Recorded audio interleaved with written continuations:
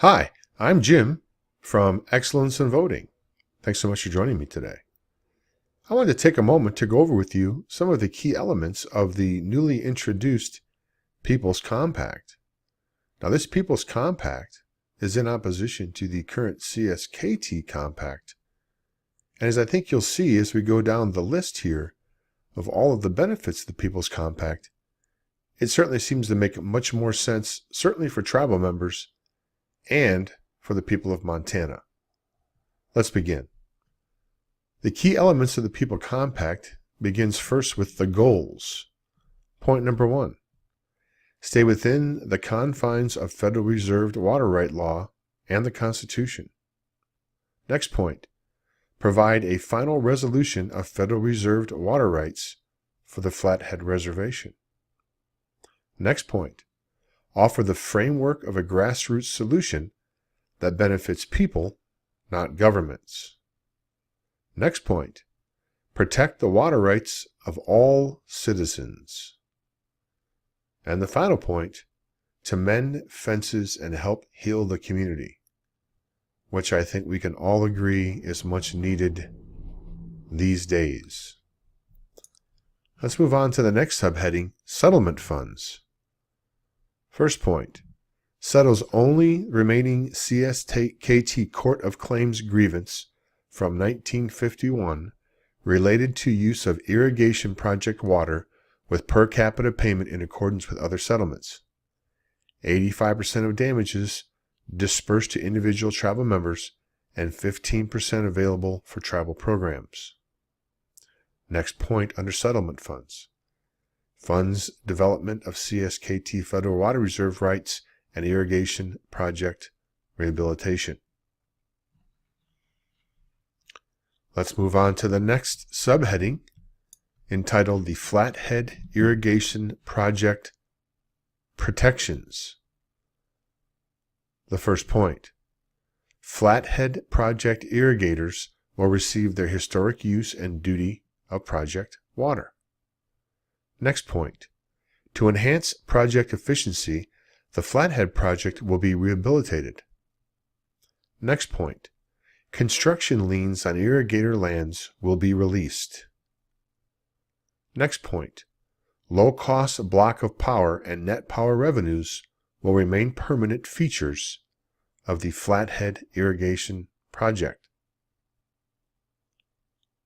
Next point, requires transfer of project operations and rehabilitation oversight to the Bureau of Reclamation. Next point, and the final point under Flathead Irrigation Project Protections. Interim in-stream flow volumes awarded to the tribe by the courts in 1985 remain the same. Let's move on to the next subheading entitled Federal Reserved Water Rights Quantification. First point, quantification is based upon the primary purposes of the reservation, fisheries, agricultural, and industrial, and allotments for fee simple permanent home for individual Indians who want them. Next point, quantification is 508,000 acre-feet of water with 1855 priority date, meaning it's no time immemorial. And we'll go over time immemorial a little bit later on. Next point, no off-reservation or co-ownership of water rights in eastern or western Montana. CSKT off-reservation access to water is in common with the citizens of the territory. Next point, includes provisions for withdrawal of all off-reservation claims made by the United States, CSKT, as well as duplicative or conflicting irrigation project claims, claims for aquifer water, and other current CSKT state-based claims duplicated in the compact or the 10,000 claims. Next point, Hungry Horse Reservoir water remains available to the state for future growth. Next point, identifies and limits federal reservation of water for the Flathead Irrigation Project to include both in-stream flows and historic irrigation uses of water. Move down here a little bit. Next point. Except for a clearly defined volume of water reserved by the U.S. for the CSKT from Kerr Dam Reservoir, all Flathead Lake water remains a state water resource available to the people of Montana. And the final point under Federal Reserve water rights quantification, it leaves western Montana hydrologic basins open for future growth and development. And the final subheading on page 1 is entitled Administration, and the one and only point provides for dual administration of water as in all other Montana water compacts. A water court special water master will resolve disputes. And that concludes page 1 of the key elements of the People's Compact. Okay, let's move on to the second and final page in the brief explanation of the People's Compact. Now what I'm going to do here is I'm going to name the element first, and then I'm going to describe the element's relation to the People's Compact, and then I will afterwards describe that same relation to the government's compact in exactly the order that you see it written here on this sheet of paper or this PDF file. Okay, let's start here. The first element is administration. For the People's Compact, it provides dual administration per all other Montana tribal water compacts. The state retains its constitutionally mandated jurisdiction over water. For the government's compact, Montana ceded its jurisdiction over water to an unaccountable board, giving itself and the board immunity from any damages. So the key element here for administration, the key point is the state retains its constitutionally mandated jurisdiction over water under the People's Compact. And under the government's compact, it's an unaccountable board. So I think we're all pretty much fed up with unaccountability in this country. I think we need accountability. So I give the checkbox to the People's Compact on this one. The next element is quantification. For the People's Compact, we have 508,000 acre-feet of water based upon the primary purposes of the reservation. No time immemorial priority date. For the government's compact, no official quantification provided. Meaning, they don't let you know how much water. The abstract shows between 28 and 48 million acre-feet of water precluded from use. 99% of the water was time immemorial. Now, in a moment here, I'm going to pull over the Webster's Dictionary, and we're going to go over the definition of time immemorial. Okay, so here's the Webster's Dictionary version of the explanation of time immemorial. It's a noun, and the primary definition is time so long past as to be indefinite in history or tradition. Also called time out of mind. The secondary definition, a time antedating a period legally fixed as the basis for a custom or right. So in this particular case, time immemorial, they want it to be time immemorial means it's indefinite. It goes all the way back to who knows how many years, hundreds perhaps. I think they're going to put a cap on it in 1855. So it's not going to be time immemorial. There is going to be actually the parameter is going to be 1855. So let's go back to the explanation. Okay, moving on to the next element. This one is off reservation and the 10,000 claims. This is the claims of 10,000 lawsuits. For the People's Compact, no foundation in the law or treaty for off-reservation federal reserved water rights. Off-reservation claims in the compact and the 10,000 claims are withdrawn.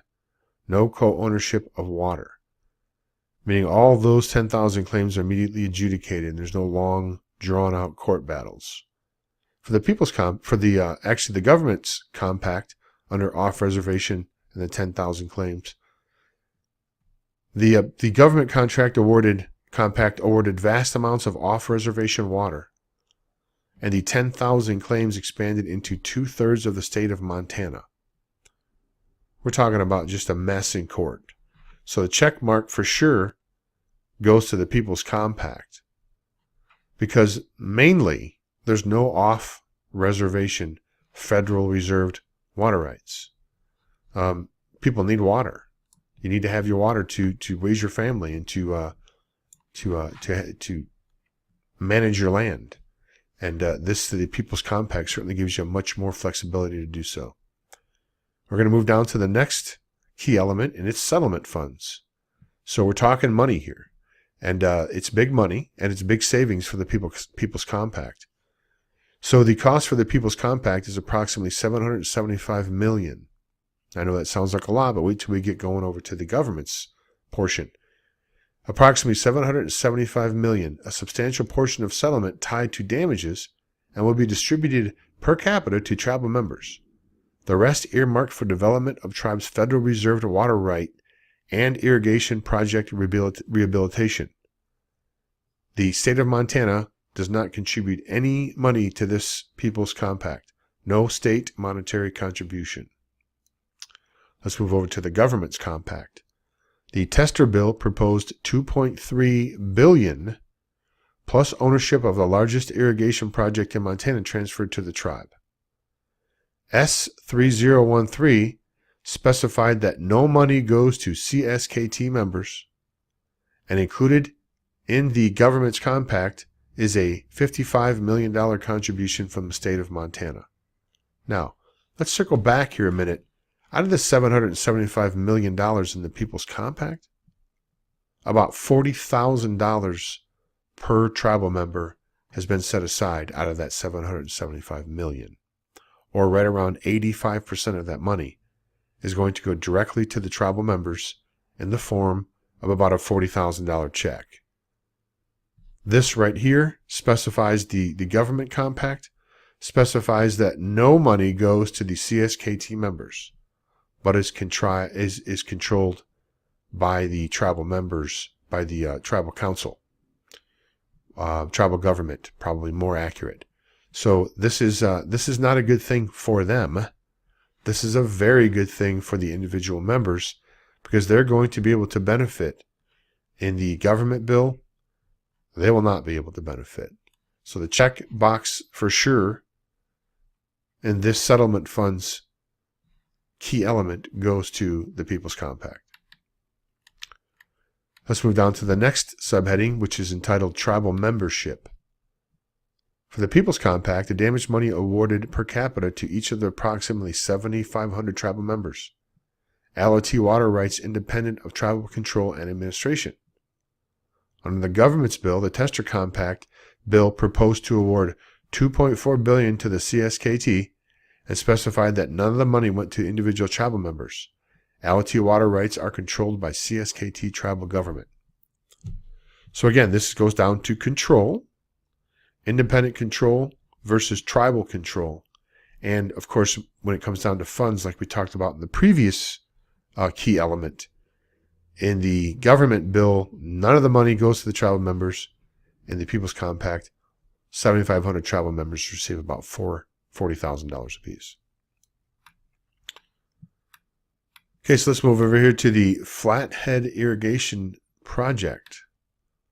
And this is the final of the key elements. If you go to the People's Compact, construction liens are released. The oversight of project turned over to the Bureau of Reclamation. It paves the way for project management by owners of the lands served by the project per 1908 amendment project authorization. Low-cost block of power and net power revenues continue to benefit the project. Adequate water for in-stream flow, historic irrigation uses, and duty of water. Funds to rehabilitate the project for the benefit the tribe and irrigators. Now, if you go over to the government portion of the Flathead Irrigation Project, you have the following. Compact proposed to give bare legal title to 100% of the project water to the CSKT. The tester bill proposed to tribal ownership and management of the project, despite the fact that 90% of the lands served by it are non-Indian. Unitary Management Board and CITT would quote-unquote manage the project through adaptive management. It called for a 40 to 70% reduction of irrigator water depending on duty and location in project. So as we can see clearly between these two explanations, the check mark all the way goes to the People's Compact. Folks, this is by far the better of the two deals is the People's Compact. I encourage you to take some time to review the documentation contained on excellenceinvoting.org. That's excellenceinvoting.org, and I will put a link at the bottom of the video for you to do so. But check it out and make your own decision because you're going to hear a lot about it. We appreciate your time. This is Jim from Excellence in Voting saying I'll see you next time. Bye now.